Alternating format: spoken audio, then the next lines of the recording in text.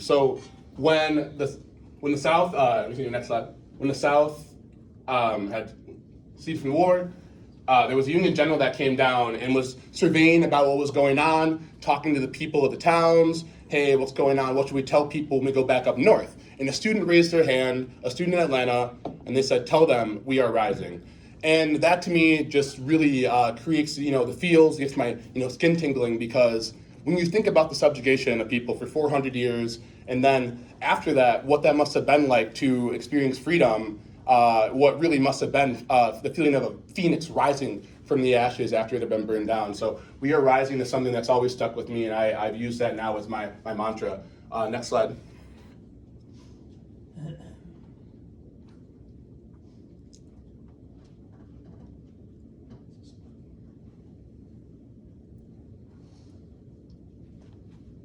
So the theme of today is going to be to never give up, and you can see that over there where Winston Churchill tells us to never give up. And again, you'll realize why that has been the mantra of my life, but that's been what my dad has always told me, that's what my mom has always preached, what my family has always relied on, is the fact that this too shall pass and you can't give up on a situation. Next slide, please.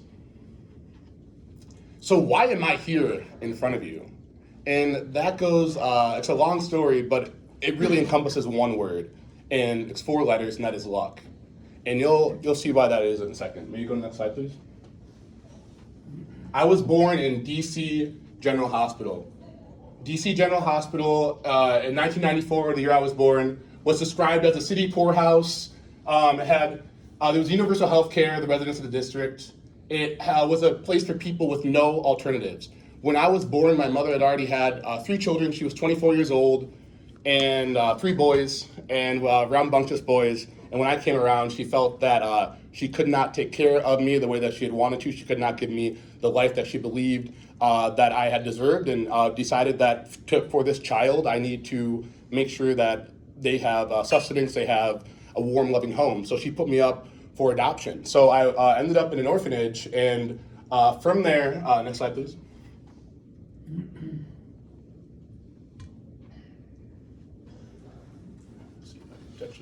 So DC General, after 1994, it closed and became a homeless shelter. And by the time in 2018, it was officially closed because it had been used as a location for people to practice lewd activities and do drugs. Next slide, please. So this is me at the orphanage the day that my mother came and picked me up. That's my mother, Pam Huey. And when I look at this photo, honestly, it makes me want to cry a little bit, just the emotions it elicits. I had no idea, what I was in store for. She had no idea what she was in store for. And here we are, 2 people. And something that I told her when I got a little bit older is that I'm black and you're white. I'm a guy and you're a girl. I'm young and you're old. You wear glasses and I don't. But you know what, Mom? We're a lot alike. And so that's something we've always carried with us as well. And so I see these photos and it really elicits such a positive memory. Next slide, please.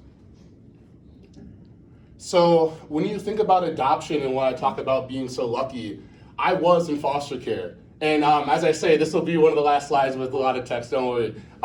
So when you're coming out of a foster home, back in the early 2000s, 1990, when I was born, you had a 17% chance of being adopted. Now it's 25, so about 1 in 4. But you also then, if you weren't adopted from an early age, your chances of getting adopted diminish, and it's really by a lot. And by the time that you were a teenager, it was almost 0. And the chances of you aging out then became 20%. So we have 20,000 kids of the 400 that are in the foster care, orphanage systems, age out, and that can be as young as 18. So when kids are aging out, 70% of foster youth will be on government assistance by the time that they're 4 years out. 25% will not have completed a high school degree, and 50% will have no earnings. And the ones that do have earnings will have an average annual income of less than $8,000. So something that also is really incredibly sad to see is the foster care and foster youth to prison pipeline. So a lot of the people in prison, nearly 15% of the inmates in state prisons and 8% in federal prisons, our former foster youth. So we are failing these kids who are wards of the state. Next slide, please. So my story when it started, I got picked up by my mother, and she took me home that night. But the next morning, we were on Capitol Hill. And this is Senator Paul Simon of Illinois, no longer with us, rest in peace, Paul, but he was a very large part of my mother's life. He was a professor, a mentor, a boss, and my mom was a deputy press secretary for him back when he was a senator. And so when she got me in Washington, D.C., brought me over and brought me to Paul, who was also an adoptive father, and had this incredible photo. And this is something that's also stuck with me because of the impact that he had on my mother's life and the impact that she then carried on me. Paul Simon famously said that it is not between the haves and the have-nots, but between the ones that are hopeful and the hopeless. And that really resonates a lot with me, because if you don't have any hope, you won't find any reason to continue on in life. Where if you do have hope, even if it's the tiniest flicker, you'll find some reason to want to continue. So it's really important that even in times of despair, you keep hope. Next slide, please. So Sabathani Center, I talk about this because I was a severely sick child, and you might not see that now, you might not know that now. I have not been ill in a very long time, thank God, and but I was a very sickly child. I had almost any childhood illness that you could have come upon, and I was a very severe asthmatic, and so I'm getting a little choked up. But this is a teddy bear of mine. I was hospitalized often when I was young for asthma, and one of the times that happened, I was brought in an ambulance, and they gave me this teddy bear, and I've kept it ever since. And it's funny because I call him No Nose, but he has a nose. He doesn't have a mouth. I don't know where that comes from. I think I got confused because he didn't have a mouth originally. But I always think about that, and where I think about how, as Jim had talked about, I had a career in athletics, and I'm still, again, athletic now, and I'm active now. And at that time, I know you talked to my parents, it didn't seem like that was going to be a future. Every night, at least 4 times a night or more, my mother had to wake up and nebulize me. And that was just so I could breathe and get through the night. And so Sabathani is where my brother went to Seed Academy and Harvest Prep, and I went to Seed Academy. And in the mornings, after having had to nebulize me all night, my mom had to nebulize me in the parking lot, and we would have peanut butter sandwiches or peanut butter toast, and she really talked about the times that made us really close and connected with me, because she had to really take care of me, and it was a hard strain on her having to be up all night, taking care of her son. But in the end, it only made us a lot closer. Next slide, please. So this was War Road. My family is a big hockey family. We still, are in a sense. You don't necessarily just move away from that altogether, as you obviously know as well, being from White Bear. But I found myself really questioning a lot of times my self-worth. But there was times that my dad, weirdly enough, really helped me discover it. And so bear with me on this story. My mom was like, you're going to tell this and they're going to think that he's a terrible person. But he's not. In the story, I cite it as one of the more pivotal moments in my life. So we were at hockey camp, and every year there was a hardest worker award given. And I ended up getting the hardest worker award the first year that we had gone to it. And my father actually made me go over and give it to a kid that he thought worked harder than I did. He said I didn't deserve it, and I was young again, but he told me that this was because they, were trying to make you feel good, they were trying to tokenize you, and you did not earn this award. And so he made me give it to the kid, and it's funny, the kid remembers this still to this day, we laugh about it sometimes. But the next year I came back and I won the award again, and I got to keep it. And he let me know that you earned that award, and nobody could take that away from you, and you earned it that time. So that always stuck with me. My father will always tell me the truth. I know he will always tell me the truth, because in times where he it was brutally honest and it hurt, I needed to hear that, and I'm so grateful for it. So thank you for that, Dad. Next slide, please. So when I was younger, talking about asthma, and I always really tried to just stay active. That really helped me not have fluid in my lungs, and just, my day would consist of either running track when I woke up in the morning, I was skating, constantly. So this is probably an exaggeration to call me a young track prodigy, but at the I did win All-American honors though, and that was really awesome. So a little story about that. I was not slotted to actually be in the final round. My original jumps did not have me in the first slate, but the day before, it was in Michigan. My dad grew up in Livonia, and we went to Franklin High School, where he grew up and where he went to school. Also, the high school of Mike Madonna. I don't know if anybody is familiar with that name, but there was a track there, and we practiced the long jump all day, and they were the farthest jumps that I had actually been jumping at that time, and we were feeling really good about it. So we said, okay, we're gonna stop. We're gonna wait to go in. So the competition happened the next day, and if you go to the next slide, please, you'll see that I jumped 3.95, and the person that didn't get All-American and missed out on the podium jumped 3.94. And it was measured by quarter inch, was the smallest measure they were measuring it by, but I actually beat him by less than that measure.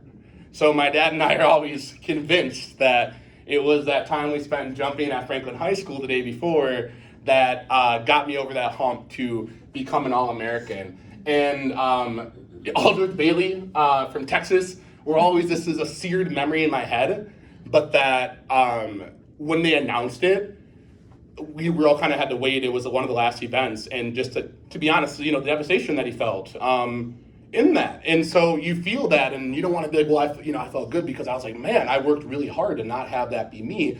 But to the idea of hard work, never give up, I felt like that was a justification for having done that extra work, seeing that you put in the extra work, the extra mile, and you deserve to get the things that maybe other people don't always have. So thank you for that again, Dad. Next slide, please. So another thing that had happened in my life, and this is funny, because you had mentioned beating Edina when you were younger and stuff, and like some people are like, oh wow, why would you remember that? But I mean, it's when you're a part of a team, you're a part of something like hockey in Minnesota. Not everybody maybe gets a chance to be a part of that, but it's really special. And so you do remember things like, well, yeah, we beat this team in a tournament back in U12 or something, but I still have vivid memories of playing youth hockey. So for example, I was a peewee, and I had made squirt A my first year. My second year, I was a great hockey player. But then I made B1, and I was like, oh my gosh, what? This is terrible. This is the end of the world. What am I gonna do? And you'll see a theme again with my dad playing a huge role in my life, as well as my mom. But he was honest with me. He sat me down and he said, you did not play well enough for them to take you. This was, if you played the best that you would have played, they would have taken you, but you didn't play that way in tryouts. You were one of the best players, but you didn't display that out there, and they didn't take you. So now go out there and prove it. So I played on the B1 team. It was incredible, right? I had such a fun season. I learned so much. And the next slide, please. So the next year, came back, made the A team.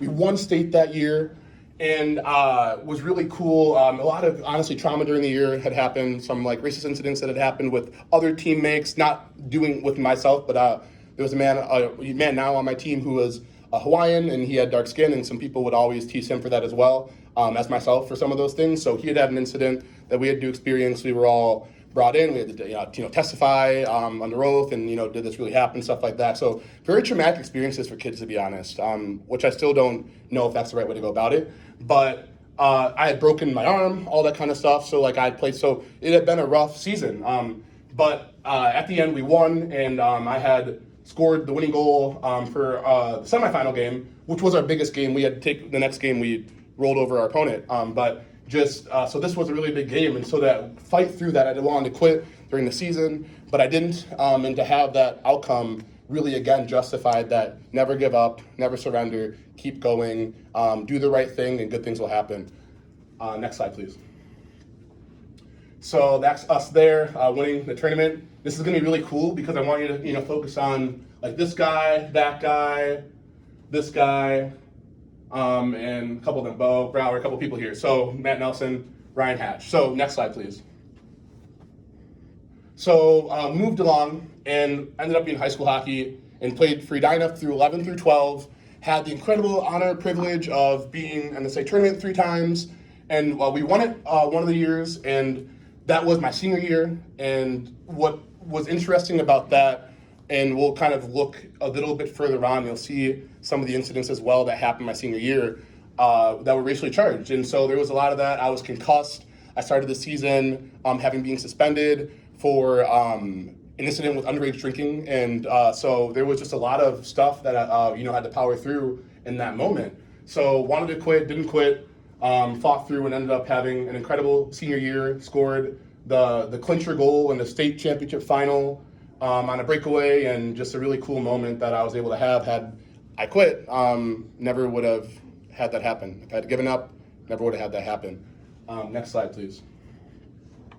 So here, funny, like I had mentioned some of these people, there's like Matt Nelson, he was that photo, we were peewees here and now we're seniors in high school here. So these were the same guys I played through, my entire life. And we'll get to kind of why I'm here in a little bit further down in the slide, but the bonds you create with people when you're young can really do so much for you and can go so far. And so we were, battle tested through many different times, many different scenarios. And so at the end of the day, when we are now young adults, the stuff that we see happening around the world is not what we had experienced in our small group. So next slide, please. The education system. So my mother, again, this is super funny. I told her, she's like, oh, they're gonna be horrified when they hear this. Was my junior year of high school, was struggling with some mental health issues. These kind of things were happening. You're a child.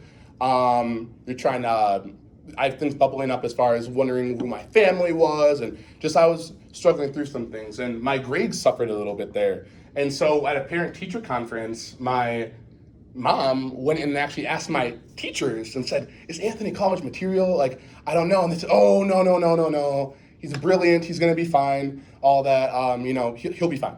So fast forward to, I go in undergrad, and there was something called the Integrated Studies Program, ISP. And what that basically was a reverting back to elementary school. It was alternative learning. I was in a classroom with the same 50 people all day, and we just learned all of our subjects through the same few teachers.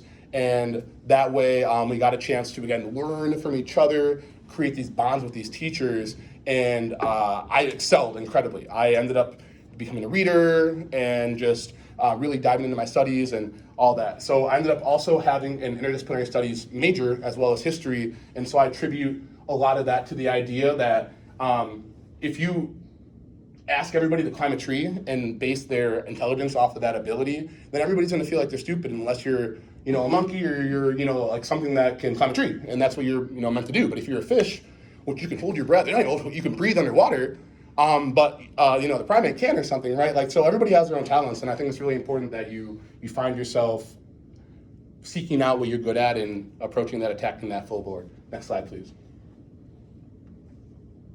So when I started Integrated Studies program, they had us just reading all these books, and I was kind of a reader when I was younger. I liked reading animal books, Discovery, and all that, but then I got way more into playing sports, and not that I couldn't have read and all that stuff, but I just didn't do it. So when I got back to undergrad, I really found myself immersed in my studies, and that took off, and that made me who I am today. I try to read a book a week, so 52 at least or more.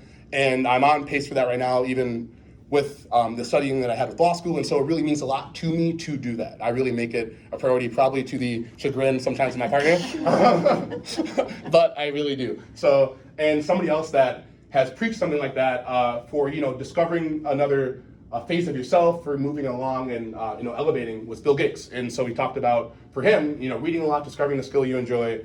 And for that can be science, maybe you're a great communicator. So it's really important to expand, right? Maybe you're not good at one thing, but you can be good at another. So don't believe just because you don't succeed at this, you can't succeed at that. Next slide, please.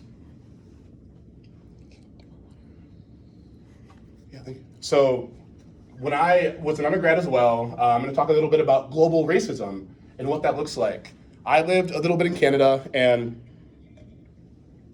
what that looked like was more ignorance than malicious racism. And a story I'll tell, trigger warning. I'll use bad language just for one bit of it. But I was a new kid on this hockey team in Ontario, Canada, Brockville. small town anywhere, but small town Canada. And I was one of 3 black folk in town. And there was a kid on my team named Brett, a very nice kid. That's where I get to the idea of ignorance. But I go in the locker room on the first day. I've never met any of these people before in my life. Brett sits down next to me and doesn't even say, "Hey, I'm Brett." He just goes, "Hey, you're black, right?" And yeah, I am. What's up? And he goes, "Does your shit smell different?" And I was just like, what? Like, oh my God. Like, and I said, "What?" And he was like, "Yeah, one time I came out of the bathroom after this guy who's black and it smelled so bad." And that was literally the conversation. And like, he didn't see anything wrong with it. He just wanted to know. I was like, "No, I don't, it doesn't, I don't think it does," all that stuff. Like, "It's great to meet you." But that was, that was my introduction to this town and this team that I was on. So that was a huge difference from playing with Edina, all that kind of stuff. So yeah, that was an experience. So global racism might not always be malicious, but it might be ignorant. So I spent time in Chile, Santiago. And this was a crazy story. So, and I had a buddy that came back from Chile recently in the last couple of months and asked me about if I had experienced this 10 years prior. So I go to class every day. I lived in Los Condes, which is a suburb. You take the train in every day. And so you have to go into the city. So people can approach you. It's not just a straight line. You're not on a closed campus. So I'm walking to class and this guy comes up and just swearing at me in Spanish, poking my chest, won't let me get past, all this stuff. And at one point, I'm just like, "Lo siento, no entiendo, más lento por favor." And "I can't understand you, please slow down." And he was like, "Oh, lo siento," disappeared. Never saw him again. I was so stunned. I go to class, I talk to my professor, I'm like, "Hey, senora, like, what's going on?" And she was like, "Oh, she knew exactly what it was, so embarrassed." She goes, "He thought you were Colombian." And I was like, "What?" And she was like, "He thought you were Colombian, that you were here to commit crimes and take his job and immigrate into this country." And I was just so shocked because as soon as he heard my accent, that I was an American or not, Colombian or native Spanish speaking, it makes sense to him, and I no longer was a threat. But I was the same exact person. And so just to me, it was so shocking because I was able to, if I was a Colombian, then I would have maybe been in danger. And but just having that little difference of like, it wasn't even a skin difference. It was that I was an American and I didn't speak Spanish very well. That protected me from a really bad situation. So that was something that always really stuck with me. And I had a buddy come back, 10 years after, who was in Chile and was a white man, but had experienced things and asked me if I had experienced anything similar, so I was able to share my story with him of that. When I lived in, and I also want to say, so these are like my friends. These are my friends. I had the most incredible experience. I still talk to so many Chileans. That was just a weird experience that I had, but again, it just goes to show that it's not just in the United States, right? It's, people can be racist, can be discriminatory anywhere in the world. This was when I was in Norway, and I studied abroad there as well, and this is my buddy Darko, and he's Serbian, and he's honestly the man, so cool. But one thing that they had going on in Norway was Sweden, obviously a neighbor, was experiencing immigration from Africa, Northern Africa, and if you were to watch the news, you would think that those were the only people committing crimes and doing things wrong. So there was this, which isn't true. And so there was this rallying cry in Norway that we don't want to become Sweden. We don't want to become Sweden. And I thought that was just very odd because I visited Sweden, and I don't know if there's any Norwegians here. My family is a Norwegian, so I tread lightly when I say this, but I felt more welcome in Gothenburg than I did actually walking around Oslo. So it was very interesting to me to have people have that as a rallying cry, but then I, for myself, did feel a little bit more welcomed in Sweden. I loved Oslo, but just, knowing that was a very similar thing where I was very cool with people because they were, "Oh my gosh, you're American, you're so cool." But just, it was another shocking thing to me that like, had I just been the same person, same body, different background, I would not have, I would have been persona non grata, I would have been a threat, and people would not have treated me very well. So that was all very shocking. Next slide, please. So when I was in high school, 2013, this was 2009, we were playing a tournament in Roseau, and this will all actually link up for a second in the next 2 slides, but this was 2009, 2013. This kid on the team, not my team, contact sport, got hit over by somebody else, got up right in front of our bench, looked around, was like, "Shut up, Blackie." And we were all just, again, like stunned. Again, like I said, sometimes this happens, and you're just playing hockey, right? And we were again going to win that game, this and that, right? But it was this crazy experience where the humiliation that I felt in that moment, which I shouldn't have, but that you just do because you're just doing nothing wrong, but somebody wants to try and make you feel less than for something that you have no control over. So that happened. I wrote about this in class. I came back after that. My teacher said, "Hey, talk about an experience of a time that you overcame, adversity." And so I wrote about my experience here, because after that I went out and scored and went by the bench and was like, "I'm Black," was trying to make the temperature go down a little bit. But and then when I was in high school in 2013, my senior year, I had mentioned again that there was so many great things that had happened, so the bonds I created with my friends, but there was incidences that happened. And so somebody had told me to go eat a banana. It was very, very quiet. And it was just very obvious what the case was, what they were doing. They immediately, you could tell, just recoiled. They got a penalty, all this stuff. And they felt, terrible. And it said that, again, more of just the fact that they were playing Edina.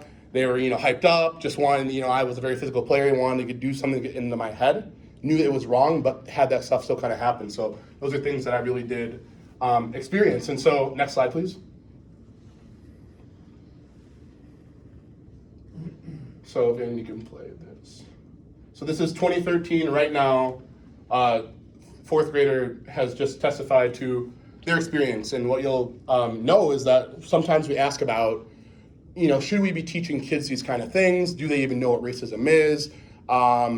And my answer to that is that yes. And here's one example, but also we'll give another one after. I don't know if it's able to play.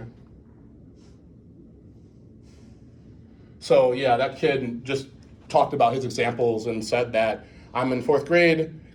I had people calling me monkey and the N-word. I had a girl say that I would hit you, but I don't want to get in trouble for animal abuse. And this is 4th grade. This is 4th grade. So shocking. This is also 4th grade. I do a lot of teaching in schools. Go in and shorter, not than this usually, but just I'll read my book and we'll talk about things. And I had this kid come up to me, it's this Kaposia Elementary in St. Paul, and say that, "Hey, I just want to tell you, thanks for what you're doing, because I recently had some kids say that they could no longer play with me anymore because I was Black." And this was literally this is on this half of the calendar. It was in February, and this has just happened. So it's really sad, and I don't know if we're regressing. I hope that the work that people are doing isn't perpetuating that. But I know it happened to me before when there wasn't this kind of work happening, and it's happening now. So there's got to be something that potentially we can do, and we can at least try. So I do think it's important that we do try to have conversations with kids about what's going on, because there are kids suffering. You can see the grief on his face. I was shocked that he was telling me that, and so we have to do better for our kids if we can, and we should be able to. Next slide, please. So this is my biological family, and this was sent to me in 2017 from my aunt. When I was an undergrad still, I wanted to know if I was Jamaican, and I took an ancestry DNA test, and lo and behold, I matched actually with an aunt. And so she was, "Oh, hey, how's it going?" We started talking. It turns out that my adoption was a complete secret, so she had no idea who I was, because she's, "Oh, who are you?" And I don't know, right? I don't know how you're related to me. And so we figured out that she was my aunt. And then I sent her my adoption papers. It was a closed adoption, so did not have that opportunity to have communication. And she read the papers and said, "This is my sister," and had read that, I had older brothers and et cetera. So those are my nephews. And so she sent me that photo and reached out to Kathleen, my mother. So Kathleen was shocked. Again, nobody knew about this. Was, "Oh my God, did that, please, don't talk to him anymore, don't do this and that." So my aunt told me that, and we actually continued to talk. but just like not as openly as we had before. So I went out to Europe, and you had kind of seen that I had studied abroad a couple times, all that. But I had this fixation, right? I said, I need to discover who my family is. It was always this aching pain that I needed to mend. So this wound I needed to mend. So I moved out to Washington, D.C. You can go to the next slide. And interned with Heidi Heitkamp, former senator from North Dakota. And that was an incredible time. And I learned so much from that. And the winds of November came, and I had not discovered my biological family yet, which is one of the reasons I had moved out to DC. I really wanted to have that happen. And so next slide. So I decided that I would want to get a law degree as well. So I had interned twice with Hennepin County when I was an undergrad. And with the Domestic Abuse Service Center and with Judge Fred Kurasov, who had to retire from the bench due to medical condition. But so I had a decent amount of idea of what that could entail, to go to law school and to be part of the legal field. So I was living in Washington, D.C. in Northeast, and my mornings would consist of waking up in the morning, getting to the office by 6, having it open, and then I would do my day. This is on Tuesdays, and I would go 1 hour, another hour, sometimes 2, to American University to do my LSAT classes, and that would end at 11 o'clock, and then I would take the train again an hour after that, back to my place on Euro. And after you would get off at Brooklyn CUA, you would walk a mile and then up a hill. And I remember one day, it was pouring rain, no umbrella. I was sobbing. I was actually sobbing because I had such a bad time in my LSAT class. I don't know if anybody else does or did, but and I thought, man, am I going to be able to do this? Is this worth it? And I had this sobering moment. I distinctly remember it today, standing in the rain, it pouring, and just moment of relief, a feeling of relief just going over me that this will all be worth it one day, and what you're doing matters, and to just stay the course. So that did happen. Again, I was so distraught from that situation, but I continued and finished my classes and took the LSAT and enrolled in law school. And next slide, please.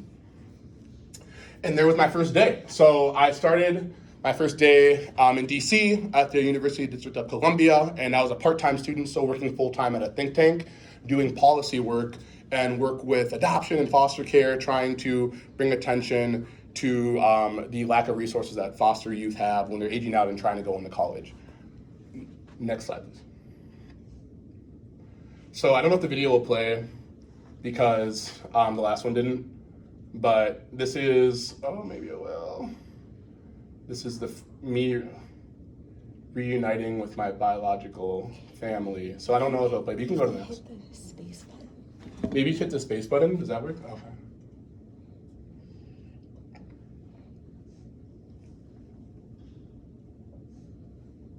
That's fine. I mean, it is a beautiful video. It's super cool. But yeah, we can go to the next slide.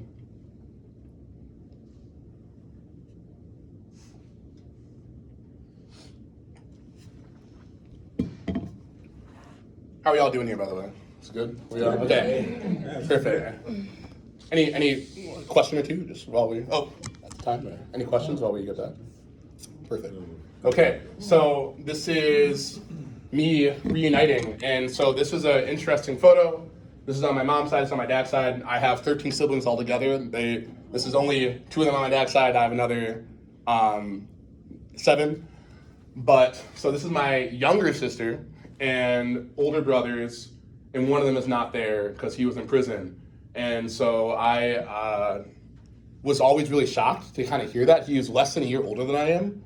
I think we would have been chummy, and I probably would have been right next to him. So it's really sobering, again, I said it earlier, but just to think of what my life could have been. And they're great people, and it's just, but we had different opportunities, resources, they're just products of their environment. Not, again, bad people at all, but just, they had different stuff going on. So it was really interesting to be able to have that juxtaposed with life and know that, again, I feel like everything happens for a reason, and that my adoption, me being here really matters, and it means something, and I need to do something with that opportunity. Especially, again, with my younger sister, who is an incredible person. I love her so much, and it's just so interesting to know that you're a middle child that faces adoption, and it's like you have to try and make some sort of sense of something like that. So I talk with my mother quite frequently, and we're in a good relationship. She, just like wasn't ready for that to happen, at the time in 2017, and eventually, warmed up to it. And that was a whole process because I had that photo that you saw earlier. So I went out to Washington, D.C. with a photo and names. And I stopped people on the street and I said, do you know these people? And 9 times out of 10, they thought, 1, I was crazy, 2, they didn't know them. But yeah, every once in a while I would have somebody say, oh, that's Dewey, when does he get out? Or, oh, that's Big Wayne. Or one time I was in Target and this person came up to me and they said, hey, what's up, little Day Day? And my brother's name is Davon, and we look very, very similar. And so he thought I was him. This guy conversated with me for 3 whole minutes. Eventually, he looked on my face, he goes, you have no idea who I am, do you? And I was like, no, I have no idea who you are. And he goes, it's been 25 years. And I have no idea who you are. And it hasn't been 25 years, we don't know each other. And then he was like, oh man, they're not little Day Day. And I was like, no, but that might be my brother. I was adopted, and this guy just got spooked and ran off. But it was crazy because of how close I was this whole time to having this moment happen. And when it finally did, it makes sense of how and why it did, but that it was just that tipping point was so close for so long, and it finally did. This is my biological father, Lonzo. Really interesting as well. Different story on this side. Everybody on this side knew I existed, and this is my older sister, Kita, and she was looking for me.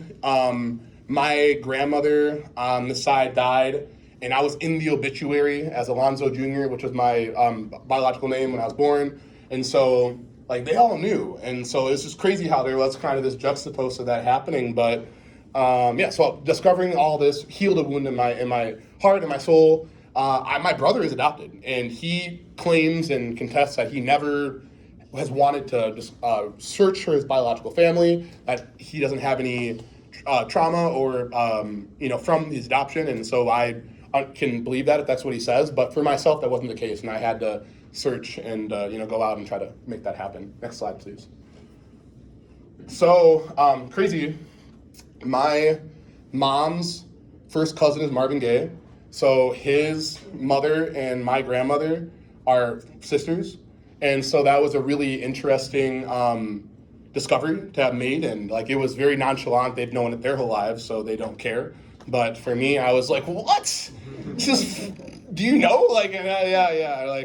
That side of the family sucks. They're all kind of stuff like that. So anyway, it was just a very interesting thing, but it's part of knowing your family history. I mean, I don't know if people here, go back in your family tree and it's like, oh, my great-great-grandfather was a duke of, yada, yada, yada and stuff. And it's just something that people that are not adopted can do, or some people, right? Not everybody also has a chance. Just because you're not adopted doesn't mean you can always trace your family back, but it really makes it hard when you're part of something like a close adoption. So I have been so grateful for just learning my family history, knowing medical history. Unfortunately, prostate cancer runs in our family, so that's something I have to, look out for, which I would never have known before I met my family. And so there's many reasons why I do think, and this is going a little bit different direction, but that a close adoption is no longer really a thing, but just making sure that the kids that are adopted have an avenue to speak to relatives and all that. So I do a lot of work actually at that space as well.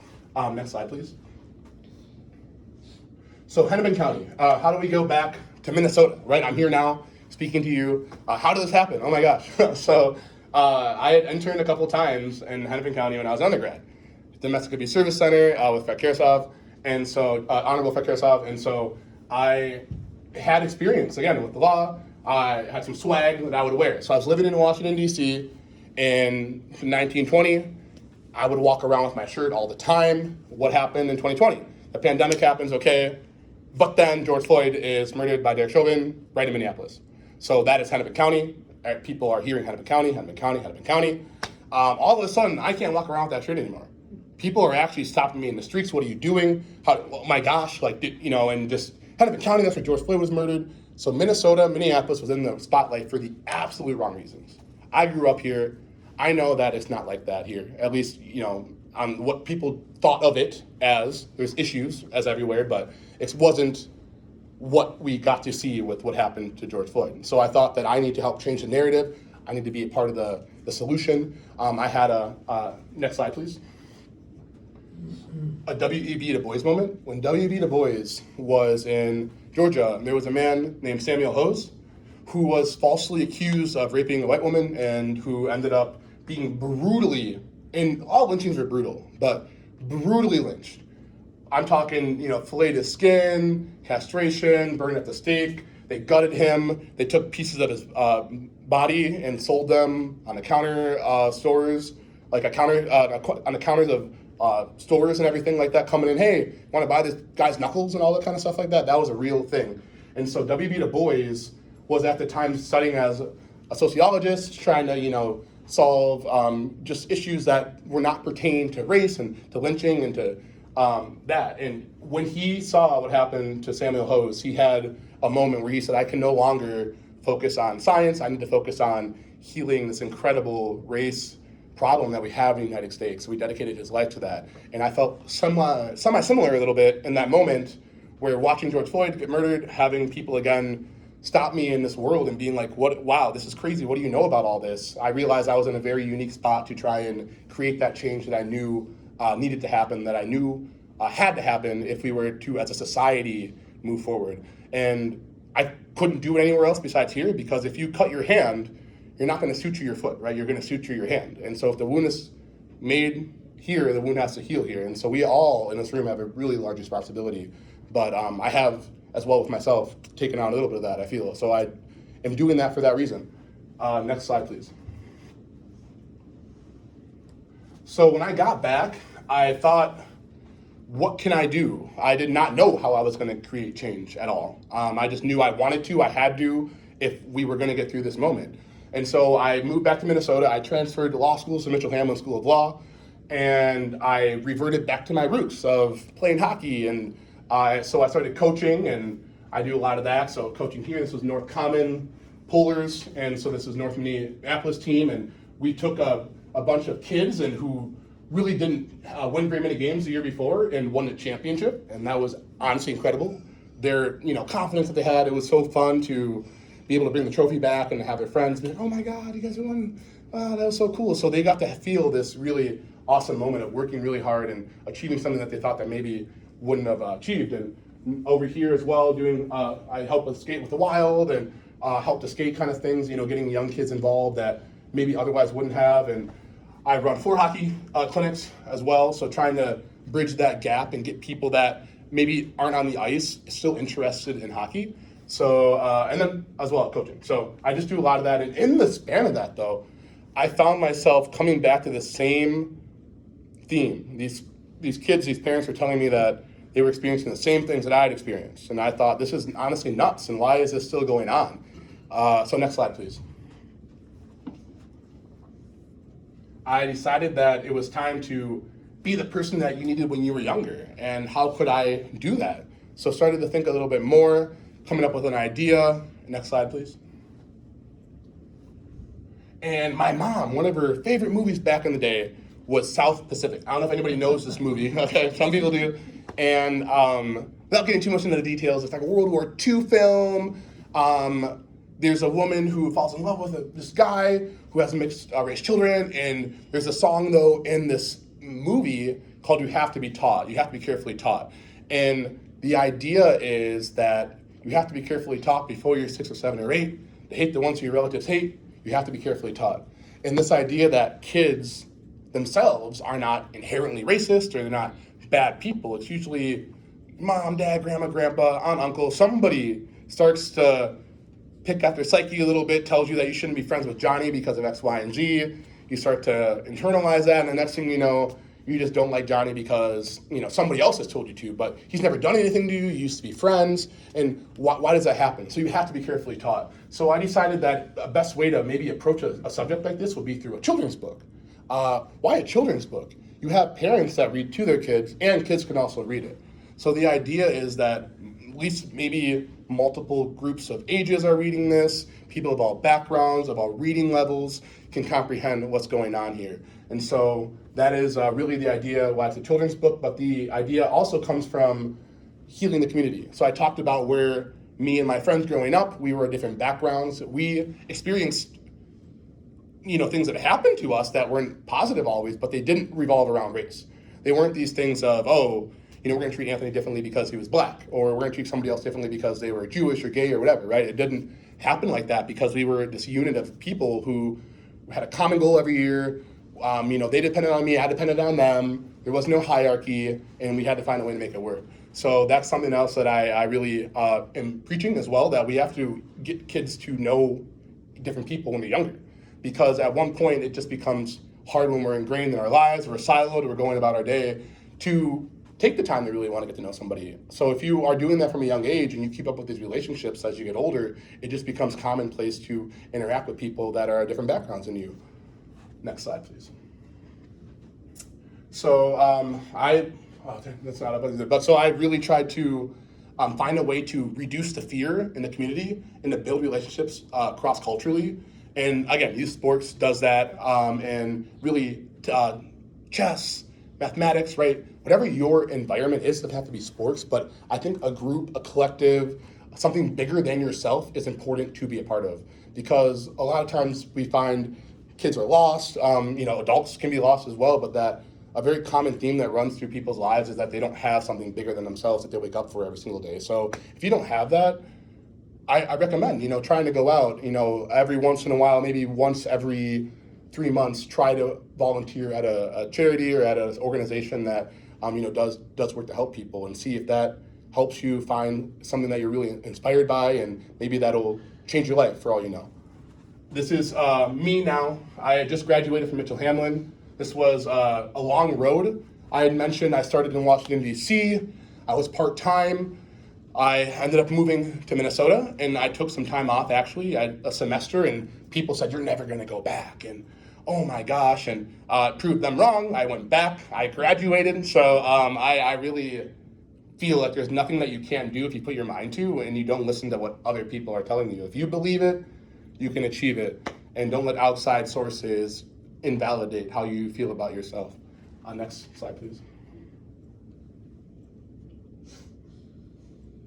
So success, a lot of people see a successful person, and they're, oh my gosh, they're so lucky, they must have just had everything handed to them, or, all these kind of things. But most people, even people that have had, a lot of money given to them, have found ways to work and make something of themselves, whether or not they have inherited or not. And so success is how you definitely view it, but you won't have it without hard work, persistence, late nights, being rejected, having sacrifice, discipline, being criticized, powering through your own doubts, experiencing failure and taking risks, and having a great support system.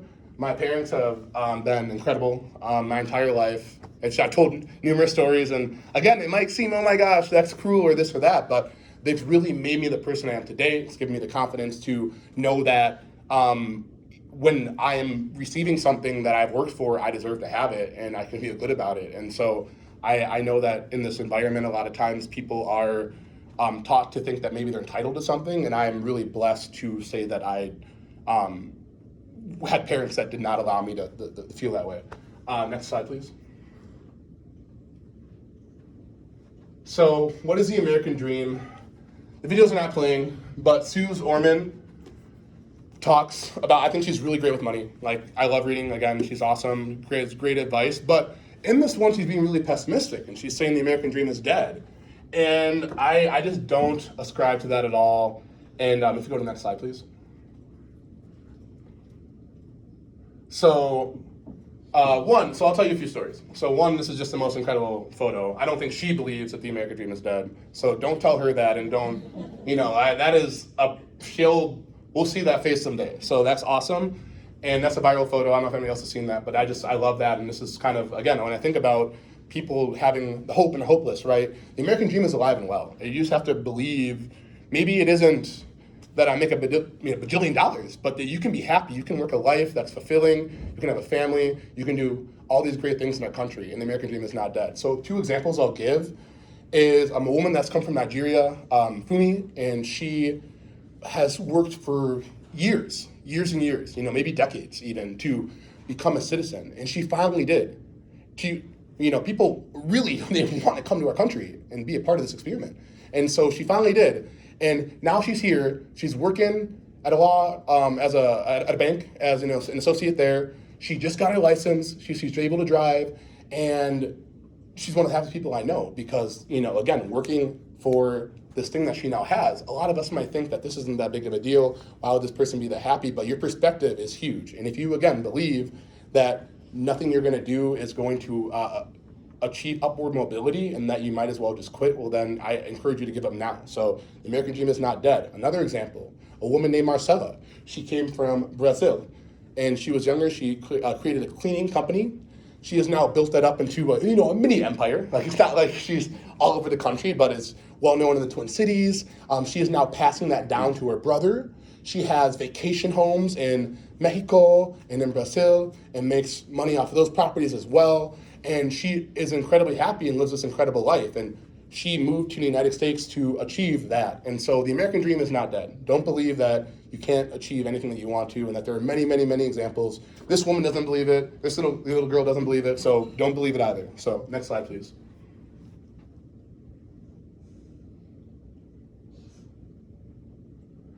So what now? This was JFK's inaugural, the last 13 seconds, or some of the last 13 seconds. I was ask not what your country can do for you, ask what you can do for your country, but replace that with community. And again, I think that service is a rent we pay for room on this earth.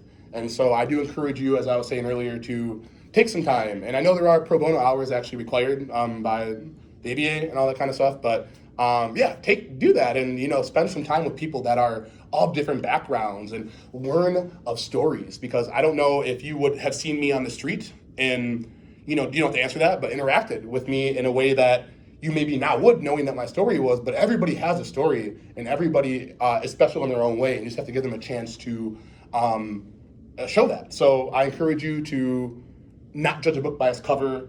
Something I always do when I go into classrooms is I say, and I'll be wearing this right here, and I'll say, guess my favorite color from what I'm wearing. And white and blue, white and blue, no, my favorite color is black. And what is this about? How would you ever know that unless you came up and talked to me, right? Like we do that in a much more macro level of assuming things about people. You'll see somebody walking down the street and you'll say, the person's dangerous, or I have nothing that I can relate to them for, so I shouldn't even bother talking to them. And we miss out on the opportunity. Maybe your favorite color is black or it's purple, right? And at the end of the day, we can connect on that, but you would never know that without asking me, taking the time to get to know me, asking a simple question. So I encourage you all to, before you judge a book by its cover, open it, ask, inquire about who this person could possibly be. Next slide, please. So here's just a QR code. If you all wanted to at some point, pull it up. It goes to the book on Amazon here, but also if you liked this, leave a review, and thank you so much. So I am completed with this, and I am able to take any questions, or I'll do whatever, sign books. So thank you so much for sitting through this. I understand it probably wasn't easy, but I am super grateful. So happy Juneteenth.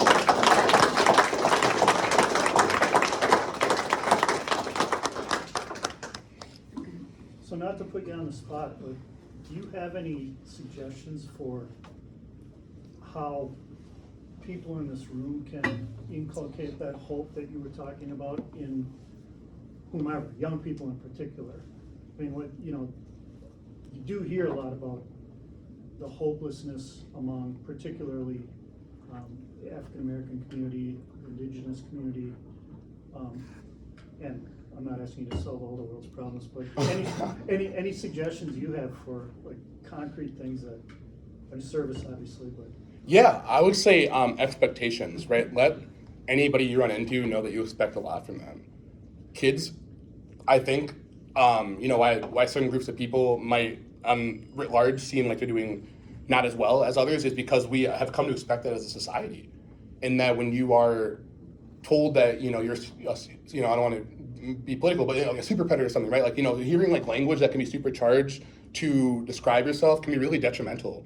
And no matter who's saying it. And so, I do think we have to be really careful about how we frame some of these young kids. I was actually having a conversation with somebody the other day about some kid who was struggling, and they're 13, and this person was really talking harshly about them, and I'm like, hey, let's remember this is the 13-year-old, right? Like, so just a reminder that yes, like, these are kids. Let them know that you might have made this mistake, but you're not a bad person. Your life isn't over. Again, hopefully you haven't like done something terrible, but like you know, your life shouldn't be over, and that you can fix this. You can, I expect you to be somebody. So that's one thing. I think that growing up in Minnesota as a young black guy, I'm now being the person that you needed when you were younger. But Minnesota is an incredible state. I love it here. That's why I'm back here. But the disparities a little bit between certain communities are really stark. And when I grew up, I did not see or know like a black lawyer, doctor, dentist, somebody delivering trash. Like I didn't see black folk doing regular things. They were like Barack Obama, Alan Page, Keith Ellison, right? People doing incredible things who are incredible black folk. But it's like every single day there are regular black folk just living, surviving, going about their days. And they are so important and they matter. And I sometimes think that we forget about them in our everyday lives when it comes to that. So just reminding, if you ever get a chance to, this young black kid, I don't want to be like, hey, tell them about me, but just, tell them again about, there are young black folk that aren't, again, like NFL, judges, all this, they're doing really good things in the community and the regular folk, and remind them of that, and that can be you, and that you should want to be that, because as of now, the images and the role models that we're able to see are not always positive for these young kids, and by no fault of their own. And I don't judge those people doing that either, right? That's what they're doing, but we have to give people options. And right now, I don't think there is a ton of options that young black folks see, and it's getting better. Because I'll tell you, I lived in DC, right? I lived in other places, and like that was not the vibe there. If I had grown up there, I would not have felt the way I felt here. But I do feel that way in Minnesota. We need to be more visible as black professionals to show young black kids that you can be whatever you want in whatever field, and doesn't have to be in, again, like, athletics or music or whatever. And that can be that as well. But there are options, and it's not siloed to one or two careers. I'm just going to put a plug since you kind of opened the door. I've done work over the years for the Children's Law Center here, which represents kids, any kid over the age of 10 in the foster system is entitled to an attorney representative if they're removed from the home. And they actually need paralegals and legal assistance as well. It's not just attorney hours. So I took some time off from doing it when I transitioned to this firm, but it's been really rewarding work, and the kids are very appreciative.